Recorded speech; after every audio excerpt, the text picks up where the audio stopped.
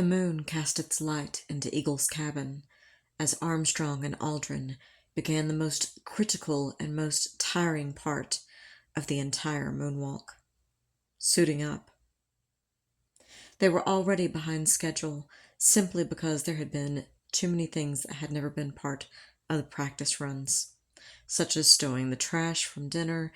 They took longer than the men expected, but this was no time to rush, and Armstrong and Aldrin worked with the care of skydivers packing their chutes, following the checklist to the letter. First, they pulled on the lunar overshoes, whose rubber soles had a coarse tread designed to give sure footing on alien soils. Next, they strapped on the portable life support system, the massive backpack that had been the bane of their existence during training. On the moon, each one weighed just over 20 pounds. Armstrong and Aldrin had no trouble hefting them with one hand. Still, they felt the mass of the packs. That was undiminished.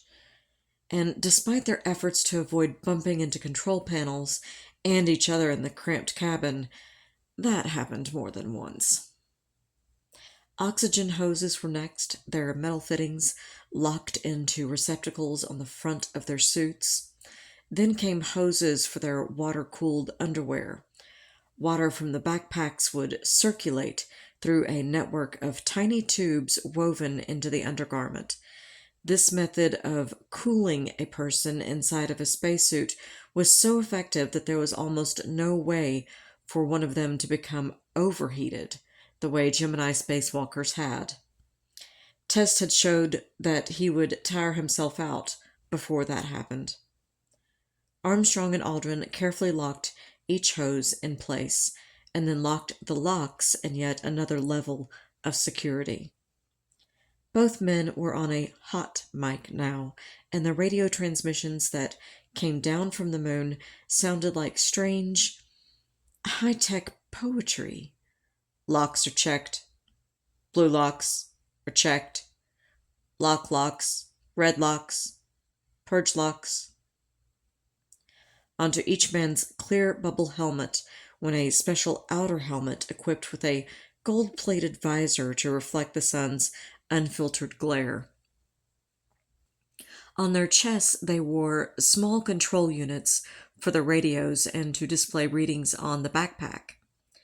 Each methodical step brought them closer to setting foot on the bright ground beyond Eagle's windows. "All set for the gloves," Aldrin said, and each man pulled on a space-age version of a knight's gauntlet, with coverings of woven steel fiber and rubber fingertips that afforded some measure of dexterity. With the flick of a switch, each man started the pumps and fans in his backpack and heard the familiar, reassuring hum of machinery that would keep both of them alive. They both felt the whoosh of oxygen pass their face. Their ears registered increasing pressure as the suits inflated to 3.5 pounds per square inch. Now Armstrong and Aldrin were self-contained, mobile spacecraft. All that remained was to vent Eagle's oxygen into space. But even that took longer than expected. Aldrin opened the valve and the men watched the pressure reading creep downward. After 3 minutes, it was 0.4 of a pound. A minute later, 0.2. "Let me see if it will open now," Aldrin said. Reaching for the hatch handle, it stayed firmly shut. The pressure read 0.1 of a pound, and holding. Neither man wanted to tug on the thin metal door for fear of damaging it. And finally, Aldrin peeled back one corner to break the seal. That did it. "The hatch is coming open," Armstrong radioed, excitement creeping into his voice. As it did so, the last wisps of Eagle's atmosphere rushed outward in a flurry of tiny ice particles, and the two men stood in the vacuum of space.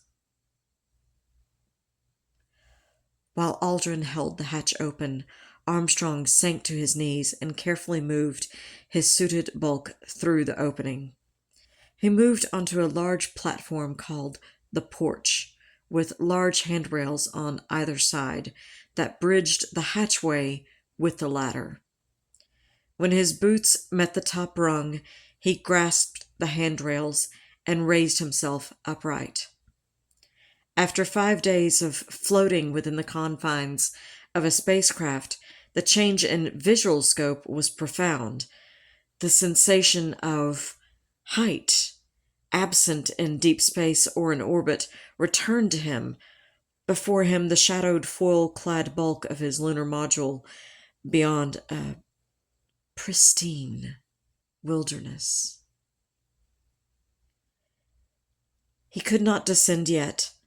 For one thing, the world was waiting to see the event. Armstrong pulled a D-ring on Eagle's side, and an equipment stowage tray lowered like a drawbridge. On it, a small TV camera began transmitting to Earth, where Cliff Charlesworth and his team of controllers listened and waited. Moments passed, and then Armstrong heard Capcom Bruce McCandless radioed, "We're getting a picture on the TV." On the big screen, in mission control, a strange, almost abstract black and white image flickered into existence. The front leg of the lunar module slanted across a tableau of black sky and bright ground, and at the top, the shadowy form of Neil Armstrong descended one rung at a time toward the moon. When Armstrong reached the bottom rung, he paused. The legs were designed to compress with the force of landing, bringing the ladder closer to the surface in the process, but Eagle had touched down too gently for that to happen. Armstrong was still more than 3 feet up. For a moment, he dangled his foot in space, and then launched himself into a slow-motion fall, landing on both feet inside the foiled-covered footpad. Before he went any further, he wanted to be sure he could get back up. He sprang upward and almost missed the bottom rung, but at last managed to steady himself. Satisfied, he descended once more. Standing in deep shadow, Armstrong looked down at the soil just beyond the footpad. And as he had done many times in training, he described what he saw for the benefit of the scientists on Earth. The surface appears to be very, very fine-grained as you get close to it. It's almost like a powder. In simulations, his voice had been decidedly matter-of-fact. Now it was laced with excited curiosity. Grasping the ladder with an upraised glove, Armstrong turned to his left and leaned outward. "Okay, I'm going to step off the limb now."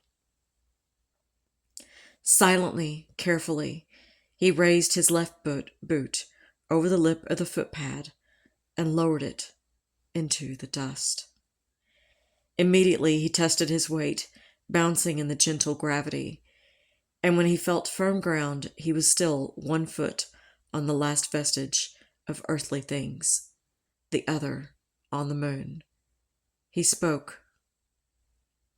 "That's one small step for man, one giant leap for mankind." Again he tested his weight and was reassured to find that his boot penetrated only a fraction of an inch. Still holding on, he stretched out his toe and dragged it backward several times, furrowing the soft ground underfoot. Dust clung like soot to the light blue sole of his boot. Having made this first tentative exploration, Armstrong lowered his right foot and stepped sideways, both hands resting on the big horizontal strut of Eagle's landing gear.